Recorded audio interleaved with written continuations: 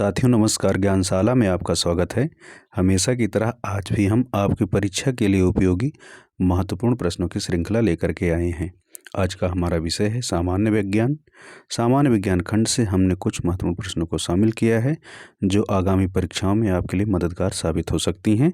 तो चलिए देर न करते हुए सबसे पहले प्रश्न की तरफ आगे बढ़ते हैं। पहला प्रश्न है, जीव विज्ञान शब्द का प्रयोग सर्वप्रथम किसने किया था? ऑप्शन ए है अरस्तु ने, बी पुरकिंजे ने, सी वॉन मॉल ने अथवा डी लैमार्क तथा ट्रेविनेरेस ने।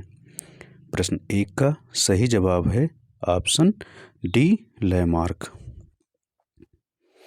प्रश्न दो है साथियों, माइक्रोग्राफिया पुस्तक के लेखक थे? A Robert Hooke, B Leeuwenhoek, C Robert Brown अथवा डी रूडोल्फ विर्चो। प्रश्न दो का सही जवाब है ऑप्शन ए रॉबर्ट हुक।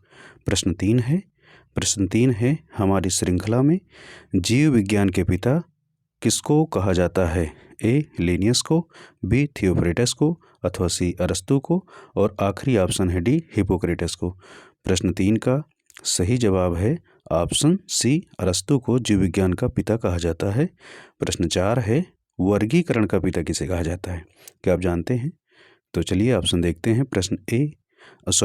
प्रश्न चार का ऑप्शन ए है लिनियस, बी लेयार्ड, सी पुरकिंजे अथवा डी अरस्तु। प्रश्न चार का सही जवाब है ऑप्शन ए लिनियस। प्रश्न चार के बाद प्रश्न संख्या 5 है, हिस्टोरिका एनिमेलियम पुस्तक के लेखक कौन हैं? प्रश्न 5 का है option A Samuel Hahnemann, B Gregor John Mendel अथवा सी डार्विन अथवा ऑप्शन डी अरस्तु। प्रश्न 5 का सही जवाब है ऑप्शन डी अरस्तु। प्रश्न 6 है, नाम पद्धति का पिता निम्न में से किसको कहा जाता है? ए अरस्तु को, बी लिनियस को, सी डार्विन को अथवा डी हिपोक्रेटस को। तो दोस्तों प्रश्न 6 का सही जवाब है ऑप्शन बी लिनियस। लिनियस को नाम पद्धति के पिता के नाम से जाना जाता है। प्रश्न 7 है, सिस्टेमा ऑफ नेचुरा पुस्तक के लेखक कौन है? ए जॉनसन, बी अरस्तु, सी लिनियस अथवा डी डार्विन। प्रश्न 7 का सही जवाब है ऑप्शन सी लिनियस को सिस्टम ऑफ नेचुरा के लेखक के रूप में जाना जाता है। प्रश्न 8 है, फूलों के अध्ययन को क्या कहते हैं? ए पैलिनोलॉजी, बी एंथोलॉजी, सी एम्ब्रियोलॉजी अथवा डी फिनोलॉजी। प्रश्न 8 का सही जवाब है साथियों, प्रश्न 8 के लिए सही विकल्प है बी एंथोलॉजी को फूलों के अध्ययन के रूप में जाना जाता है। ज्ञानशाला के इस श्रृंखला में प्रश्न 9 है, पौधों के आंतरिक संरचना का अध्ययन कहलाता है? ए आकार की, बी वर्ग की, सी शारीरिकी अथवा डी औतुकी।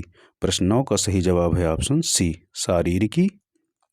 प्रश्न 10 देखते हैं, होम्योपैथी का पिता किसे कहा जाता है? ए हिपोक्रेटस को, बी थियोफ्रेस्टस को अथवा सी अरस्तु को या फिर ऑप्शन डी सैमुअल हनीमैन।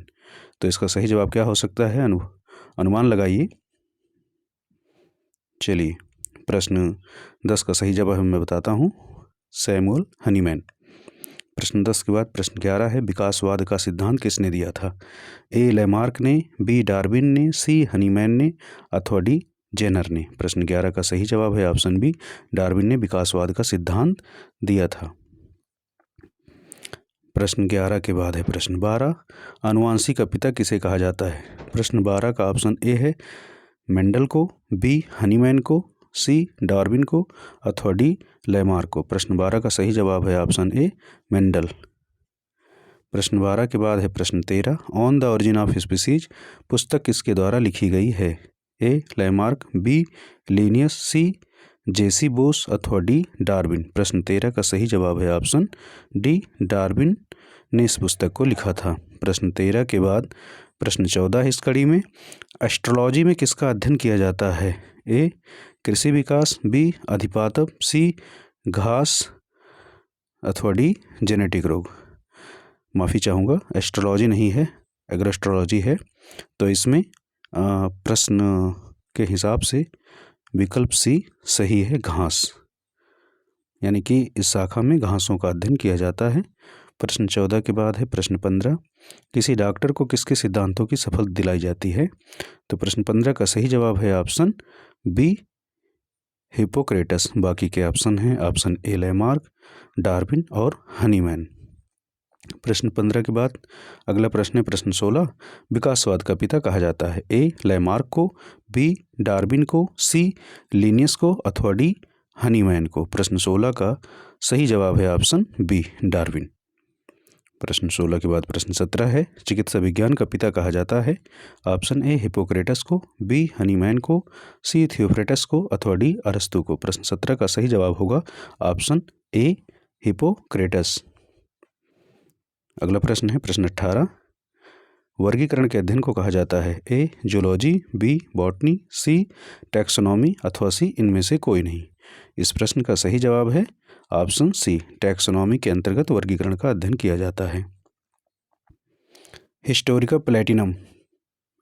प्लांटेनम पुस्तक किसने लिखी थी? ए हनीमैन, बी हिप्पोक्रेटस, सी अरस्तु अथवा डी थियोफ्रेस्टस। इस प्रश्न का सही जवाब है ऑप्शन डी थियोफ्रेस्टस, यानी कि थियोफ्रेस्टस ने हिस्टोरिका प्लांटेनम पुस्तक लिखी थी।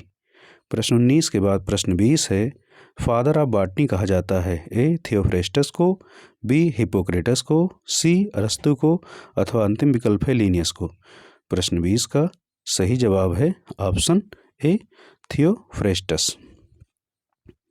प्रश्न 20 के बाद प्रश्न 21, वर्गीकी का पिता कहा जाता है? ए लैमार्क को, बी डार्विन को, सी लिनियस को अथवा डी अरस्तु को। प्रश्न 21 का सही जवाब है ऑप्शन सी लिनियस। प्रश्न 22 है, जीवों के व्यवहार का अध्ययन किया जाता है?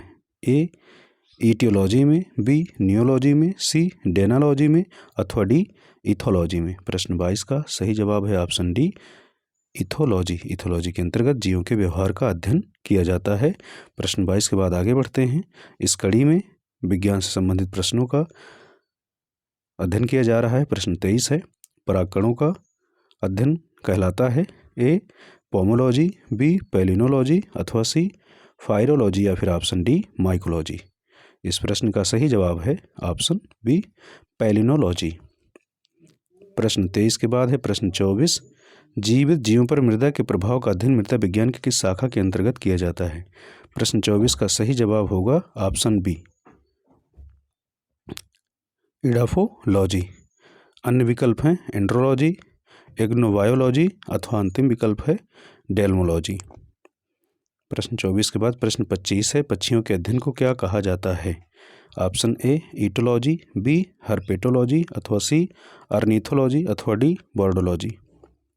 इस प्रश्न का सही जवाब है ऑप्शन सी अर्निथोलॉजी। हमारे चैनल के इस श्रृंखला में अगला सवाल है प्रश्न 26, चट्टानों के अध्ययन को कहा जाता है? ए क्रायोस्फीयर, बी पेट्रोलॉजी, सी जियोमॉर्फोलॉजी अथवा डी पिंड्रोलॉजी। इस प्रश्न का सही जवाब है ऑप्शन बी पेट्रोलॉजी।